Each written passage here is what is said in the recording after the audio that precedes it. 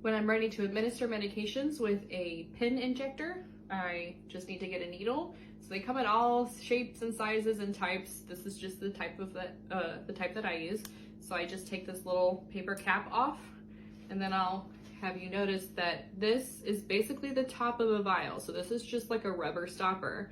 So on the inside of my needle that goes into me is a needle that screws into that rubber stopper.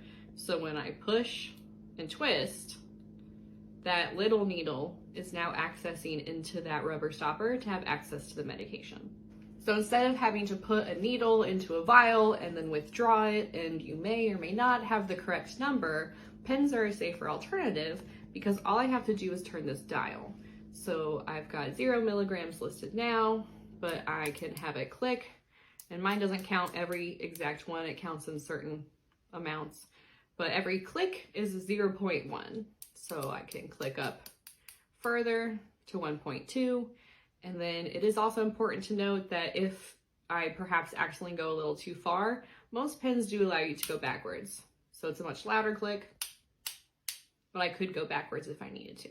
So I'm gonna go ahead and raise this to my dose that I'm taking tonight so that my medication is now drawn up. So the pen is set to administer this exact amount.